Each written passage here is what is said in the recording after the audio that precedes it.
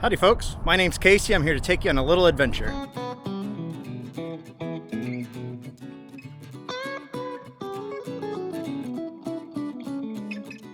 If you've been following my channel for some time now, you'll notice that I don't really take breaks due to weather.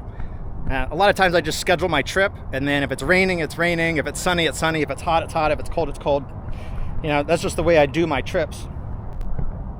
Earlier this year in the winter, I did a hyperthermia video right here because I was spending a lot of time in the cold and I needed to make sure my gear was correct. So I put myself in a hyperthermia situation. Well, lately, June, July, August, here in Florida, it's been crazy hot. And people have asked me, how do I still go out in these extreme temperatures and survive and actually enjoy myself? So I wanted to do a hot weather video and show you what I do personally. I'm not saying I'm a doctor and I know what's going to work for everybody, but this is what works for me. Today's location is Silver Lake on the Withlacoochee River. This is a pretty good spot because we don't have a lot of cover on the lake, and although it's cloudy, that sun and the UV is definitely coming through. All right, so as you can see here, I'll screenshot it onto the screen.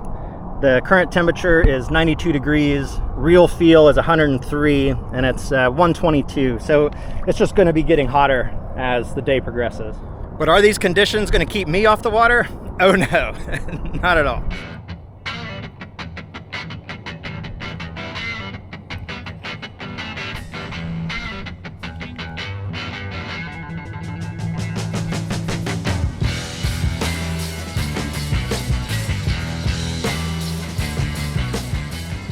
Florida is known as the Sunshine State, and for good reason. The sun is out all the time, and because of that, because it's such a nice climate, people are out in the sun a lot. And because of that, Florida is the #1 state in ER visits for sun and heat related issues. Each year there's over 6,000 people that go to the ER because of the sun or heat affecting them that bad. When I first started coming out and really enjoying Florida, I didn't prep myself correctly. And often I would sweat out all my water, all my electrolytes, I would get sunburnt and be miserable for the next couple of days. And so through my own personal trial and error, this is the setup that I've come up with and what works best for me. So I stopped wearing sunscreen years ago. I heard bad things about it. I did like the NOAD, but I can't find that anymore. And I heard there's just bad chemicals that are in it. So most of the time that I go out, I'm in direct sun. I'm like this. There's no shade above me and there's no real relief from it. I'm gonna show you starting from head to toe. Obviously, I have my boonie cap with the little flap in the back to protect my neck. I have since upgraded to this hat, which has neck coverage and a face covering. So you can see I have awesome coverage right now. But since we do have some cloud cover and the light's not really reflecting up, I'll go to my old trusty hat. I've been wearing this one for 2 years and it just feels really comfortable. Though the sides are, folding down, it's getting pretty floppy, but I still like it. So again, this seems counterproductive to layer up in the summertime instead of going to just a t-shirt or a tank top. I wear lots of layers. And with these layers, this keeps all the UV off of my skin. So I don't sunburn at all. I don't wear any sunscreen. I haven't for a long time. And you see my hair, I'm a ginger, so I should burn, but wearing these layers, I don't burn at all. And actually stay cool. Now with my long arms, the shirts don't cover my wrists, and I was burning my wrists, so I got these wrist covers and then my gloves. So I have burnt the tips of my fingers before, but never too bad. They're usually cupped around my paddle anyway. So you'll see I have my legs covered too, and this is sold on Amazon as a UPF 50 scarf, and it covers me really well. So I could get pants to cover my legs, but my inseam's 36 inches, and it's real hard to find pants that are that long, especially UPF pants that are long enough. So it's easier to just throwing the scarf over my legs, and now I'm head to toe covered. If you watch a lot of my earlier videos, I don't like sunglasses. I never have, even as a kid. I just don't like wearing sunglasses. But I've been trying to force myself. Ever since I learned that cataracts were called sailor's disease, I know that I'm messing up my eyes by not wearing sunglasses. And I like the cheap ones from the fishing section just because I tend to break them or lose them. And these are only like $5 or $6. I think the expensive ones are like 15 in that section. So like really good deal for eye protection. So even with all these safety precautions, there's things that are going to happen out here. One, you're going to sweat a ton, no matter if you're covered or not, or how much cloud cover there is. When it's in the mid 90s, you're going to sweat a lot. You can get ahead of that by pre-hydration, which I tend to do. In the mornings when I'm going out, I'll pound as much water as I can, just get the water in my belly. I'll take salt tabs early too to make sure my system has a lot of minerals in it, because I know I'm about to sweat it all out of me. I've tried all the hydration stuff, the pre-mixed drinks, all the different powders and mixes you can add to your drinks that has electrolytes in it, the liquid IVs, like anything that says hydration on it, I've tried it. The thing that works the best, now I'm telling you, I spend a lot of time out here. You can look at my videos. I'm speaking from experience. This is not an advertisement. It's not paid or anything. This right here, Salt Stick brand, oh my gosh, these have saved me so many times. And I owe credit to Calypso, the Water Tribe member, real name's Mary. She showed me these when I started to cramp on the Everglades Challenge, and my cramps went away like right away. And myself, I've been at points where I was really nervous, not thinking I was actually gonna make it, like concerned. And taking these makes you feel a lot better.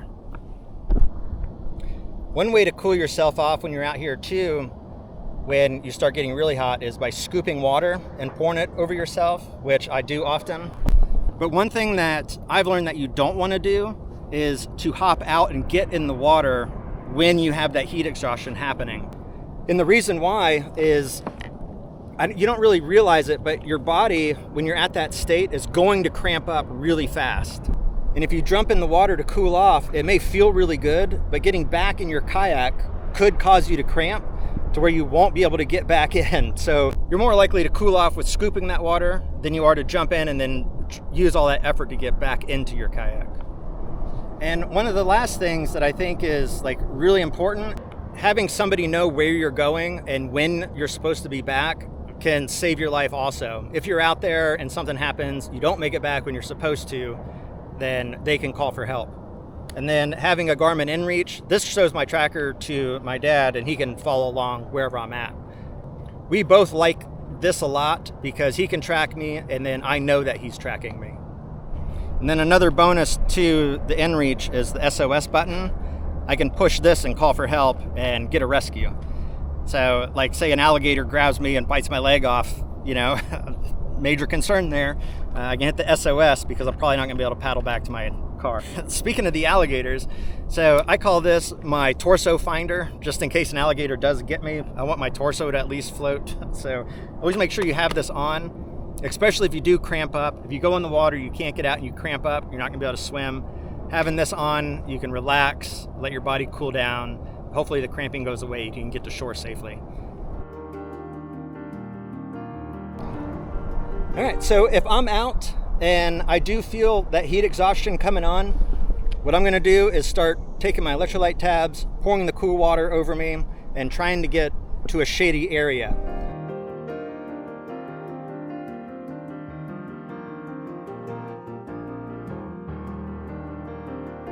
All right, so I think that pretty much covers what I do, my preps for dealing with the summer heat. And the only way that I can be out here, like right now in the mid 90s, the real feel 105. So to give you an idea how hot it is out here, my camera just said device overheating. So I'm gonna put my camera in the shade. I'm gonna paddle up, try and get into the Withlacoochee River, and we're gonna try and do a little fishing.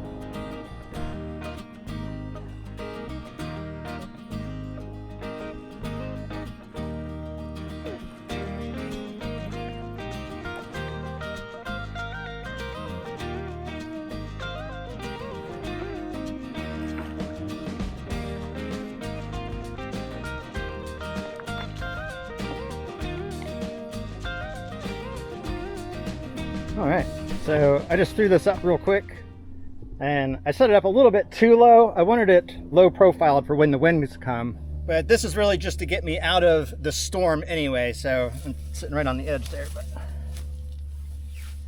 Yeah, so I can get out of the rain and just kind of hide for a minute. It shouldn't last too long. It just look like one of the normal summer cells coming over. So should be all right.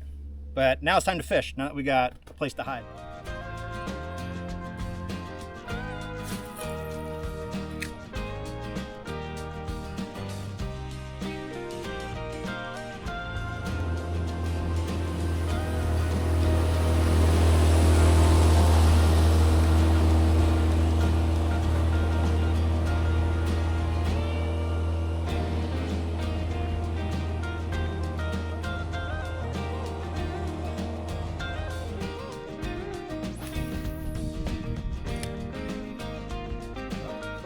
Right over a tree.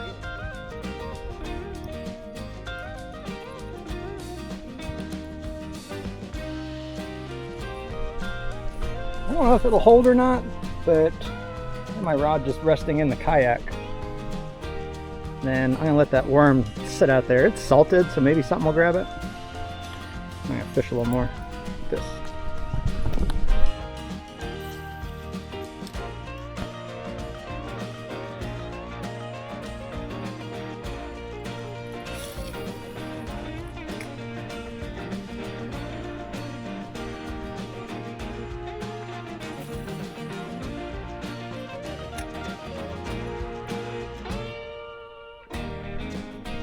This storm that's brewing over here is quite large.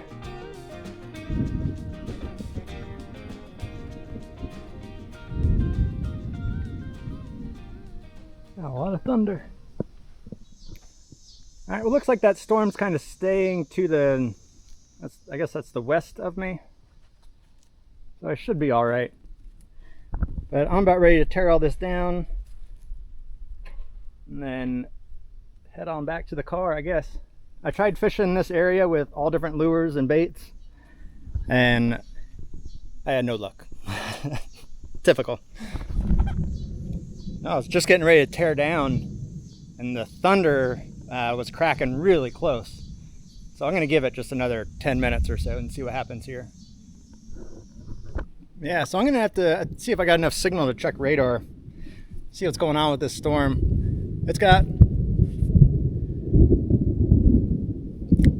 Has a lot of activity in it, and it looks pretty large. So it's going to be probably a little bit longer than those, 20-30 minute rain showers. Yeah, looking at the phone, you can see where the storms are. So just to the north and to the southwest of us, and then southeast. So nothing really to worry about. They kind of dissipate if you hit the little timer thing down here. So yeah, they're gonna fizzle out, and then it builds up on the east side there. But I should be okay. I have the tarp torn down, everything's cleaned up and packed up on the kayak. Despite what the sky looks like, I'm gonna go with the radar saying that it's gonna dissipate. And I'm gonna paddle back to the lake and just fish over there by that bridge. That way, if it does rain, I'm close to the car at least. As I'm leaving, just looking back at this place, I really do like it. Very comfortable. And I think I'm going to try and do a minimalist camping right here. I think that'd be fun. See how small I can get my gear and still be comfortable. I can camp with pretty much nothing. I've done it before, like real minimalist, less than 3 or 4 pounds. I even did that in the snow once. But I want to see what I can do and be comfortable, like have a chair, the tarp, luxuries. This little section of river right before the lake, I really like it. I feel so remote, and at the same time so close to the civilization. Pretty neat. I got my line over this little limb here. There we go. Woohoo! Look at this. Yeah, I'm not going to eat it because it's too little, but look at that. I broke the skunk curse off my new pole. So too cool. Now I am curious if there's some decent sized fish in here.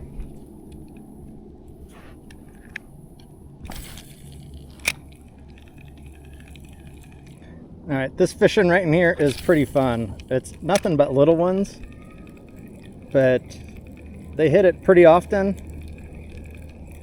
If I can just catch that big one that's edible, it'd be awesome. But when they hit, it feels like I'm snagged up. They're not like fighting real hard. It feels more like I'm just hooking them and dragging them in. But it's fun. You got a fighter. Let's see how big he is. Oh yeah, that might be a bass. It is. Oh yeah, we're eating. Heck yeah. Woo! Look at that, we got dinner. Oh, that is awesome. Sorry, bud, your dinner.